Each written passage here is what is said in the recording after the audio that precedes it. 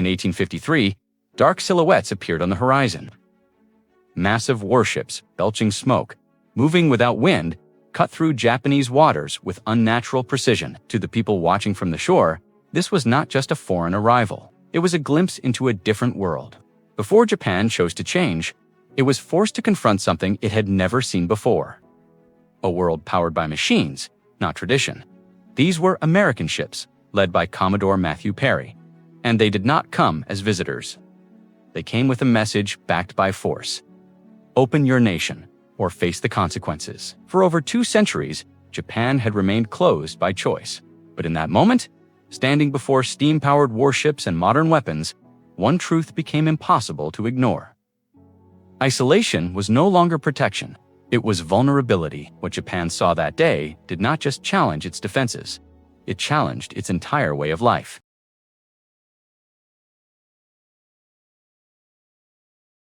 History is not just a record of the past, it is a blueprint of power. Every empire that rose, every nation that fell, was shaped by decisions made under pressure. And sometimes a single moment changes the direction of an entire civilization. This is one of those moments. In the mid-19th century, Japan stood apart from the world, deliberately isolated, internally stable, and governed by traditions that had endured for centuries. Samurai still carried swords. Feudal lords still ruled their domains, and the emperor remained a distant, almost sacred figure, removed from direct political control. But beyond Japan's shores, a different world was emerging. Industrial nations were expanding, powered by steam engines, modern weapons, and global trade networks. These were not distant civilizations anymore. They were empires, projecting influence across continents and oceans. Japan's isolation, once a strength, was becoming a weakness. When foreign warships arrived at its shores, demanding access and trade, the illusion of control collapsed. The old system could no longer respond to the realities of modern power. Faced with this crisis, Japan stood at a crossroads: remain unchanged and risk domination, or transform and survive. At the center of that transformation stood a young emperor, not just a symbol, but the architect of one of the fastest national reinventions in human history.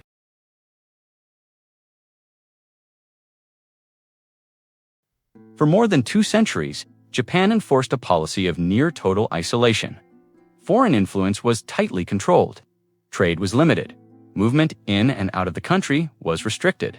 This was not accidental. It was a strategic system designed to preserve order, prevent foreign domination, and maintain internal stability. After centuries of civil war, for a time, it worked. But the world outside Japan did not remain static. By the 19th century, Western nations had undergone industrial revolutions, dramatically increasing their economic and military power. Their ships moved faster, their weapons were stronger. Their reach extended across oceans. When American warships entered Japanese waters in 1853, they did not come as equals. They came with leverage. The message was clear: open your nation or be forced to. Japan complied, signing treaties. These agreements exposed its vulnerability and undermined the authority of the ruling shogunate. These agreements favored foreign powers, limiting Japan's control over its own economy and territory. What had once been a system of protection now revealed itself as a barrier to survival. The question was no longer whether Japan should change. The question was whether it could change fast enough. Did you know that when Western steam-powered warships first appeared in Japan, many observers were stunned by their size? They realized that an entirely different level of technology existed beyond their borders. Japan understood it was vulnerable. In that moment, the era of isolation ended, and a new global chapter for Japan began.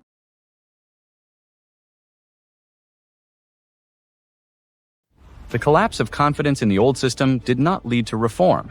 It led to conflict. The Boshin War was a decisive struggle between 2 visions of Japan's future. The Tokugawa shogunate represented continuity, maintaining a decentralized feudal system that had ruled for generations. Opposing them were imperial forces seeking to restore authority to the emperor and centralize power. This was not simply a civil war. It was a geopolitical necessity. A fragmented Japan could not compete with industrial powers. Without centralized control, rapid modernization would be impossible. Victory for the imperial faction meant more than political change. It meant the ability to redesign the nation itself. The war moved quickly, driven by modern weapons and coordinated strategy. Within a short period, the shogunate collapsed, and power was restored to the emperor. But this was not a return to tradition. It was the beginning of transformation.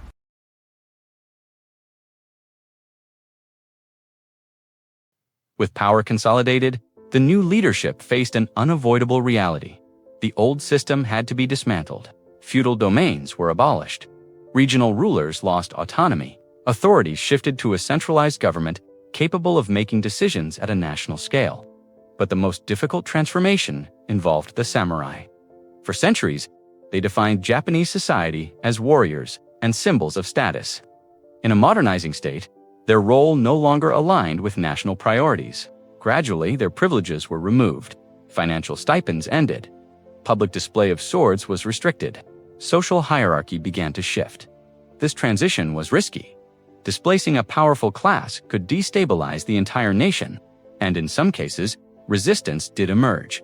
But the leadership understood a critical truth. Preserving tradition at the expense of progress would lead to national weakness. Japan was not evolving slowly. It was restructuring itself under pressure.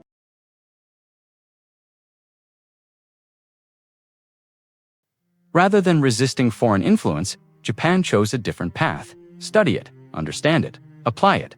The Iwakura mission sent government officials across the United States and Europe to observe industrial systems, political institutions, and educational structures. This was not diplomacy. It was strategic intelligence gathering. Factories, railways, military systems, everything was analyzed. The goal was not imitation, but adaptation. Japan would not copy the West blindly. It would extract what worked and implement it faster. When the delegation returned, they brought back more than knowledge. They brought back a plan. Did you know Japan reverse engineering the West? The Iwakura mission documented everything from factory layouts to school systems. This effectively allowed Japan to reverse engineer Western industrial society. It was one of the most ambitious learning operations ever conducted by a nation.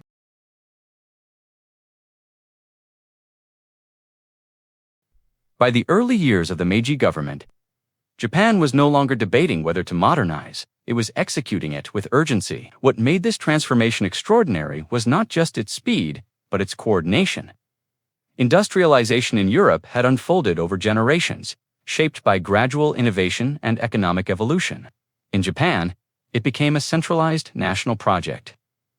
The government did not wait for industries to emerge naturally. It built them, funded them, and directed them. Railways were constructed to connect regions that had once been politically and economically isolated. These lines did more than transport goods. They unified the country into a single economic system. Telegraph networks followed, allowing information to move faster than ever before. Factories began to rise, producing textiles, machinery, and weapons. Shipyards developed vessels capable of operating in modern naval warfare. Ports expanded to handle increased trade, linking Japan more directly to global markets.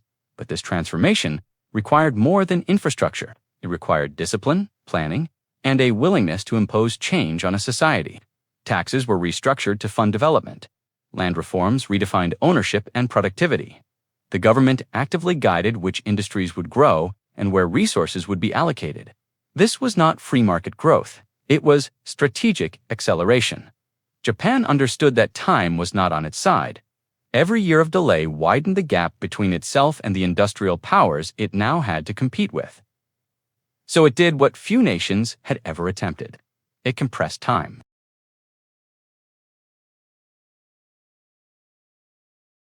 As Japan's industrial base expanded, a new structure of power began to emerge, one that would shape its economy for generations. The government could initiate development, but it could not manage every sector directly. To sustain growth, it relied on partnerships with powerful business families and financial groups.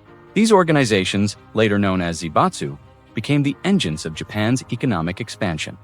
They controlled banks, factories, shipping lines, and trade networks, integrating multiple industries into unified systems. This allowed for efficiency, coordination, and scale qualities essential for competing with established Western economies. But the relationship between the state and these corporations was not passive. It was intentional. The government provided support, protection, and direction. In return, these conglomerates aligned their growth with national priorities. Industrial expansion was no longer just economic, it was strategic. Steel production strengthened infrastructure. Shipbuilding enhanced naval capability. Manufacturing increased both domestic supply and export potential. Economic power became national power. However, this concentration of influence also created imbalance. A small number of entities held significant control over resources, shaping not only the economy, but also political decisions. Yet for a nation racing against time, efficiency outweighed equality. Japan was not aiming for gradual development. It was building power fast.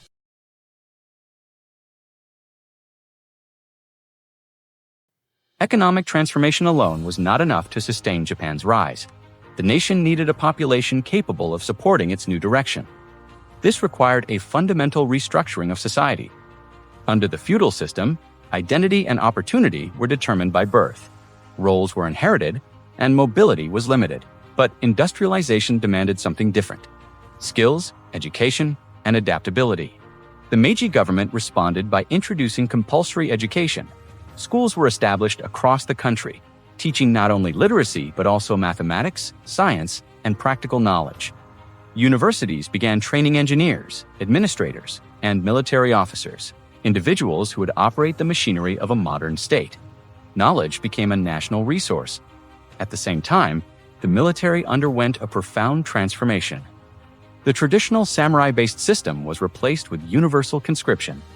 Service in the military was no longer tied to class. It became a duty of citizenship. Soldiers were trained using Western methods, organized into modern units, and equipped with advanced weapons.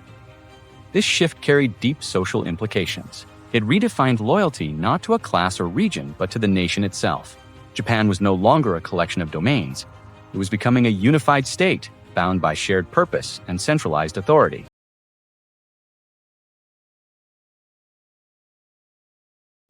Rapid modernization presented a critical challenge. How could Japan adopt foreign systems without losing itself? Western technology, institutions, and practices offered clear advantages. But full imitation risked cultural erosion, weakening the very identity that held the nation together. The solution was selective adaptation. Western clothing appeared in government and military settings, symbolizing modern authority. The Gregorian calendar was adopted to align with international systems. Legal reforms were introduced to meet global standards. But beneath these changes, Japanese identity remained intact. Language, traditions, and social values continued to shape everyday life.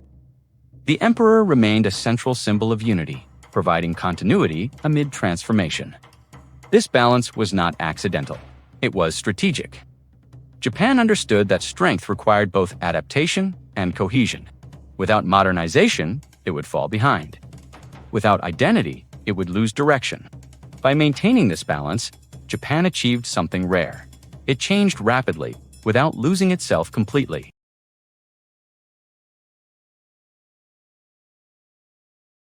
Transformation needed proof. It came through conflict. By the early 20th century, Japan had built a modern military supported by industrial infrastructure and strategic planning.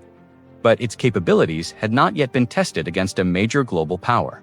That moment came in the Russo-Japanese War. Russia, an established empire with vast resources, represented the kind of power Japan had once feared. Facing it directly was both a risk and an opportunity. The war demonstrated the effectiveness of Japan's modernization.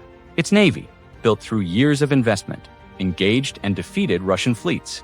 Its army, trained in modern tactics, operated with discipline and coordination. Victory did not come easily, but it came decisively, and its impact extended far beyond the battlefield.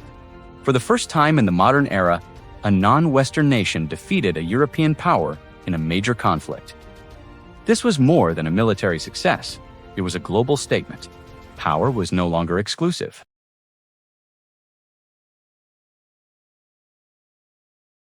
Did you know Japan's victory over Russia marked the first time in modern history that an Asian nation defeated a European power in a major war?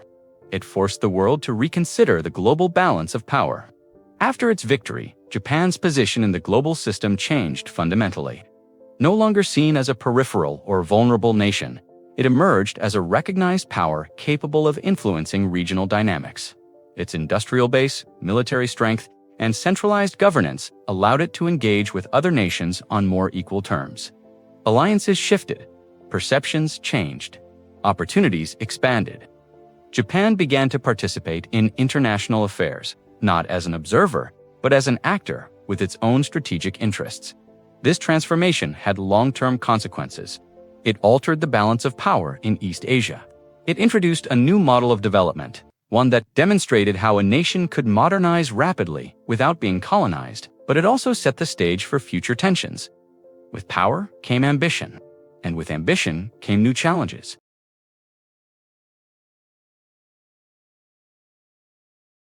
Emperor Meiji's legacy is not defined solely by industrialization or military success. It is defined by strategy. At a moment when Japan stood isolated from a rapidly industrializing world, it faced a choice that would determine its survival: remain unchanged or evolve faster than its rivals. It did not resist change, it engineered it. By studying the world, absorbing foreign systems, and restructuring its own foundations, Japan transformed itself from a feudal society into a centralized industrial power capable of competing on the global stage. But this transformation was not just about modernization. It was about survival under pressure. And survival, in geopolitics, always favors adaptation. Japan's rise created a blueprint, one that showed how a nation could compress centuries of development into a single generation, a blueprint built not on stability but on urgency. And when you look at it closely, it all goes back to a single moment.